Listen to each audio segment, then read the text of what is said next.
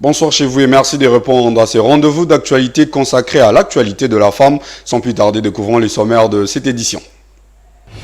L'actualité est dominée par le deuxième tour de l'élection des gouverneurs dans les provinces de Congo central et la Chopo. Au total, 2 candidats ont été élus. Vous allez les découvrir dans ces journaux. Dans l'actualité également, nous allons parler de l'avortement clandestin qui a pris de l'ampleur à Kinshasa, qui éprouve beaucoup de conséquences et le docteur Michael Capitaine a donné des précisions possibles quant à ce. Les détails, c'est tout à l'heure. Et pour finir, nous allons parler du sport, particulièrement du championnat français version féminine où le PSG a battu 5 buts à 1 Bordeaux, un score lourd et une victoire qui rassure la première place pour le club de la capitale. Voilà, c'est tout pour les titres, tels qu'annoncé au sommaire. Le deuxième tour de l'élection de gouverneur et vice-gouverneur de 2 provinces, Congo central et la Chopo, ont eu lieu ce lundi 9 mai 2022. Au finish, Guibou Bandou et Tony Kapalata ont été élus et viennent compléter la liste de gouverneurs élus dans 14 provinces. Jean-Pierre Katenda pour le détail. La bataille a été rude et sévère entre les candidats gouverneurs au second tour, surtout dans la province de la Chopo. Madeleine Nikomba et Kapalata Tony ont tenu toute la salle en haleine jusqu'à la fin avec 10 voix chacun. Que faire dans un tel cas de figure? Égalité des voix. L'article 170 alinéa 2 a tranché en faveur de Tony Kapalata. Cette loi dit clairement qu'en cas d'égalité des voix, la liste dont les candidats gouverneurs est le plus âgé l'emporte suivant l'alinéa 3 de la même disposition de la loi électorale. Tandis qu'au Congo central, la candidate Nerfetiti Goudianza n'a pas fait face à Guy Bandou qui a obtenu 33 voix contre 8. L'écart était tellement profond et la scène de la Chopo était inimaginable. Donc Guy Bandou, élu gouverneur de Congo central, et Kapalata Tony, élu vice-gouverneur dans la Chopo, viennent compléter la liste des 14 gouverneurs des 14 provinces concernées par ce scrutin. Revenons toujours aux élections de gouverneurs, revivant encore une fois l'ambiance qui a régné le vendredi 6 mai 2022 dans la province du Tanganyika lors de l'élection de Julie Ngungwa comme gouverneur avec 14 voix sur 25 votants. Le scrutin s'est déroulé dans la paix et la tranquillité. Regardez. Le calme qui a régné lors de ces scrutins a attiré l'attention de tous et surtout la calmie qui a régné après l'élection de Julie Ngungwa prouve à suffisance que c'est un pari gagné pour la CENI qui a mis toutes les énergies selon l'esprit managérial de la nouvelle équipe pour des élections libres et apaisées. Revivez ici le calme et la bonne organisation du scrutin de gouverneur au Tanganyika. L'élection des gouverneurs et vice-gouverneurs dans le Tanganyika, le bureau des votes a au moins reçu 25 électeurs et tous les 25 électeurs ont voté et il n'y a pas un seul qui a voté par dérogation. Le nombre total de votants c'est 25, dont 19 hommes et 6 femmes. Le nombre de bulletins sortis de l'urne, 25. Nombre de bulletins nuls, 0 bulletin. Nombre de suffrages valablement exprimés, 25 fois. Pour l'instant, la gouverneure Julie Ngungwa n'attend que son investiture pour s'attaquer aux problèmes sociaux de sa chère province du Tanganyika. Revenons à Kinshasa. Rencontre ce jeudi 5 mai dans la soirée à la Cité de l'Union africaine entre le chef de l'État Félix Tshisekedi et la désormais Association des femmes d'exception sur la table et exprimer toute leur gratitude au chef de l'État pour avoir eu un œil regardant sur les femmes pendant 3 ans et aussi présenter les bilans de cette association sans but lucratif. Esther Mpezo pour les détails.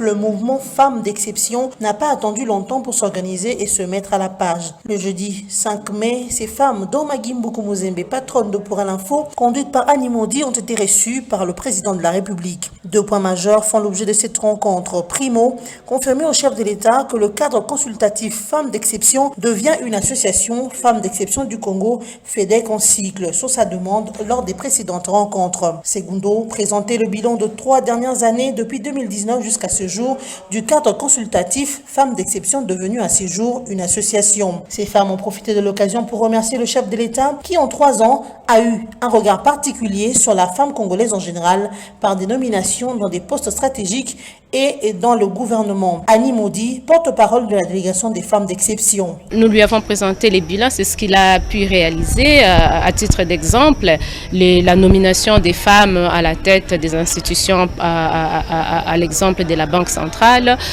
l'augmentation du nombre des femmes dans le gouvernement central, le lancement de la campagne Tolérance Zéro et tant d'autres. Nous avons aussi profité de cette occasion pour rappeler les efforts qui doivent encore être fournis, entre autres l'augmentation des femmes dans la participation politique, son engagement dans les processus de la réforme de loi, notamment la loi électorale. En plus, ces femmes ont émis le vœu de voir les femmes et les jeunes être nommés dans le processus de résolution des conflits et que les femmes puissent bénéficier de l'accompagnement dans l'entrepreneuriat. Nous avons rappelé la nécessité des nominations de plus de femmes, mais aussi l'accompagnement des initiatives entrepreneuriales de jeunes et plus particulièrement des jeunes femmes. Les femmes doivent être de plus en plus impliquées dans le processus de résolution des paix, mais aussi l'accompagnement des initiatives entrepreneuriales de jeunes et plus particulièrement des jeunes femmes. On ne peut pas aujourd'hui parler du développement sans parler du numérique.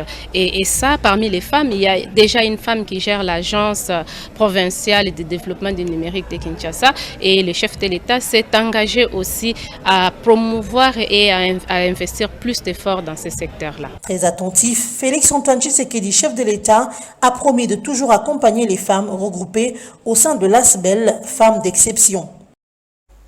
Sécurité alimentaire en RDC, quel est le rôle de la femme dans ces combats? Votre rédaction s'est penchée sur la question et a rencontré les acteurs du secteur d'alimentation, notamment la directrice adjointe chargée des opérations au programme alimentaire mondial, PAM. Natacha Nadaznin a fait savoir que les femmes congolaises participent énormément à la sécurité alimentaire via leurs activités agricoles. Davngonde et Grace Ngoma. La sécurité alimentaire est une possibilité de répondre aux besoins alimentaires d'un individu, satisfaire son propre besoin alimentaire. Cela dépend de l'accès physique à l'alimentation, de la disponibilité de produits au marché ou bien de la possibilité d'acheter les produits qui sont disponibles. La femme congolaise participe dans la sécurité alimentaire, surtout la femme rurale qui est le pilier de l'agriculture nationale. À ce sujet, Natacha Nadaznin, directrice adjointe chargée des opérations du programme alimentaire mondial, explique la place de la femme congolaise dans la participation de la sécurité alimentaire via les activités agricoles. Elle évoque les différentes phases de la sécurité alimentaire. La sécurité alimentaire, c'est la possibilité de répondre aux besoins alimentaires d'un individu. Donc, en ayant sécurité alimentaire, si on peut satisfaire les propres besoins alimentaires. La troisième phase, c'est la phase critique où les individus n'arrivent pas à satisfaire leurs besoins sans utilisant ce qu'on appelle les stratégies de survie, c'est-à-dire ils vendent par exemple les propriétés pour pouvoir acheter de la nourriture.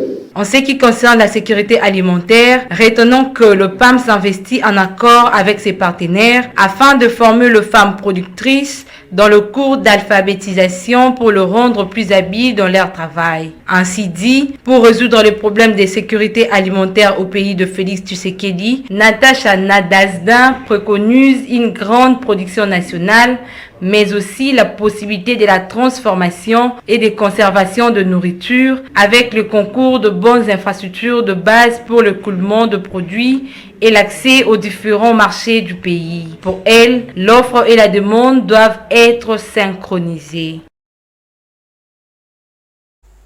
En République démocratique du Congo, de nombreuses femmes et jeunes pratiquent des avortements clandestins avec toutes les conséquences possibles. Alors que l'État congolais est contre cela, cette réalité suscite beaucoup de questions. Faudrait-il passer au droit à l'avortement? RDC, la juriste Yvette Toumba s'oppose à cette pratique. Suivez.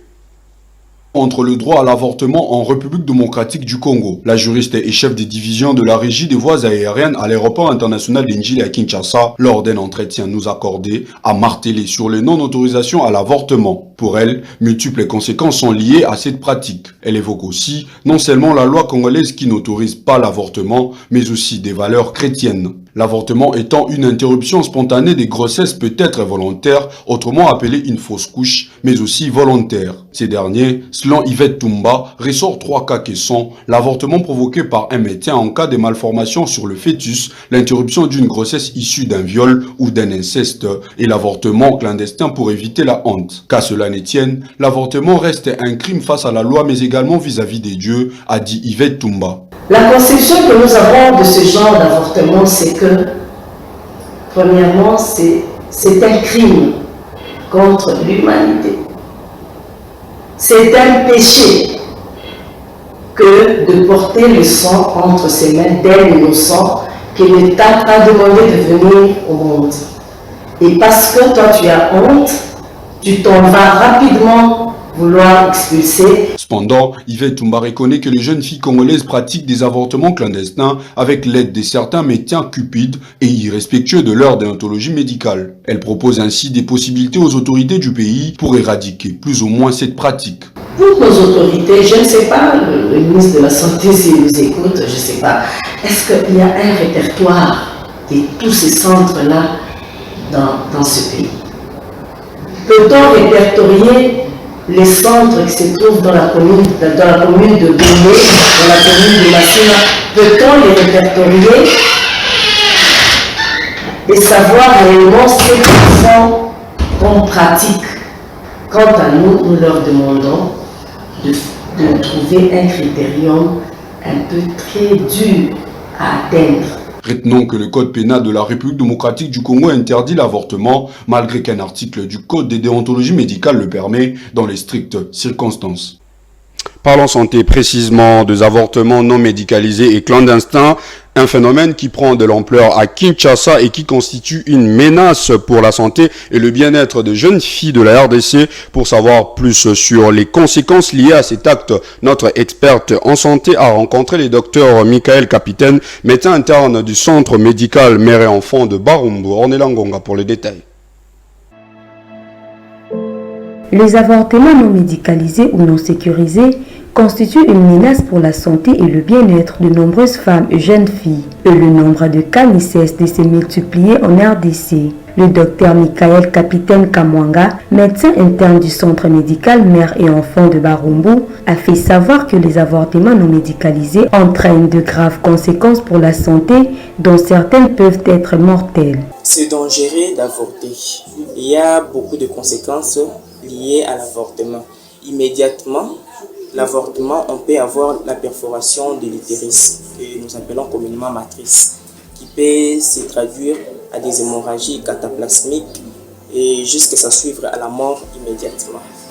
Précocement, on peut avoir des infections et aller juste à ce qu'on appelle péritonite. Pour le docteur Michael Kamwanga, ce sont les conditions socio-économiques du pays qui justifient le taux élevé des avortements non médicalisés chez les jeunes filles. En cherchant comment trouver quelque chose, on peut toutefois chercher aussi à servir la personne qui s'occupe de vous. Alors, pendant que la personne qui s'occupe de vous n'a pas assez de moyens pour prendre ses charges, cela va se solder à des avortements. Par ailleurs, il conseille aux jeunes filles de contacter le professionnel de santé pour des recommandations en cas de difficultés dues aux grossesses, car on peut bien mener sa vie sexuelle en étant jeune fille, mais tout en sachant comment éviter les grossesses sans recourir aux avortements. Actuellement, il y a ce que nous appelons planification familiale. Dès qu'on contacte un médecin, il pourra vous consulter et vous donner la méthode la plus facile et qui est adaptée à votre âge et votre situation concernant la contraception. Notons que le code pénal de la République démocratique du Congo interdit l'avortement, sauf en cas d'une grossesse qui porte atteinte à la vie de la mère ou du fœtus lui-même. Et de ces faits, cet avortement doit être médicalisé. En bref et en images, Karine Jean-Pierre, une femme noire, a été nommée porte-parole de la Maison-Blanche par le président américain Joe Biden. L'annonce a été faite le 6 mai 2022 par Jen Psaki, l'actuel porte-parole de l'administration Biden, qui quittera ce poste le 13 mai 2022. Cette nomination à ce poste est une première aux États-Unis pour une femme noire. Sachez que Karine Jean-Pierre fut membre de l'équipe de campagne de Joe Biden en 2020, après avoir déjà travaillé à la Maison-Blanche durant la présidence de Barack Obama. Bouclons ce journal en parlant du sport à présent. Le Paris Saint-Germain version féminine a battu largement la formation du Bordeaux ce samedi 7 mai sous le score de 5-1 grâce notamment à un triplé de Diani, une rencontre qui compte pour la 20e journée du championnat français. Regardez. Un triplé des Diani à Bordeaux a permis aux Parisiennes de remporter une victoire nécessaire pour espérer croire encore aux chances des titres samedi 7 mai. Après l'élimination en Ligue des Champions Women, le Parisien des Didier Olé-Nicole ont retrouvé les goûts du succès et se sont imposés 5-1 sous les soleils des Girondes. Le score est dur pour les Bordelaises qui ont livré un match solide, mais les Parisiennes ont été redoublement efficaces. Les championnes de France en titre reviennent à 2 points au classement. À Bordeaux, c'est d'abord un but de Diani, certes attaché d'une faute de main de l'attaquante parisienne qui a lancé le PSG. La meilleure joueuse de la saison dernière réalisera un doublé grâce à ses actions solides par la suite. Sa collègue Marie Katoto placera une belle tête décroisée sur un corner pour marquer elle aussi. Bordeaux sera récompensé par le but, certes chanceux, la tête de Huitema finissant dans le but de vol. Finalement, dans les temps additionnels, l'attaquante parisienne sera plus en réussite avec un nouveau but à son tour, cette fois dans le bon filet. Pour rappel, il reste 2 matchs au PSG pour espérer conserver son titre de champion de France, dont un face-à-face contre Lyon à la fin du mois de mai. Pour ceux qui ne nous ont pas suivis au début, voici l'essentiel de cette édition. L'actualité a été dominée par le deuxième tour de l'élection de gouverneur dans les provinces de Congo central et la Chopo. Au total, 2 candidats ont été élus. Toujours dans l'actualité, nous avons parlé de l'avortement clandestin qui a pris de l'ampleur à Kinshasa, qui éprouve beaucoup de conséquences et le docteur Michael Capitaine a donné des précisions possibles quant à ce. Et en sport, particulièrement en championnat français version féminine où le PSG a battu 5-1 contre Bordeaux, un score lourd et une victoire qui rassure la première place pour le club de la capitale. Vous pouvez également suivre cette édition à partir de notre chaîne YouTube pour LTV. Prenez soin de vos proches et bonne suite des programmes sur votre chaîne. Au revoir.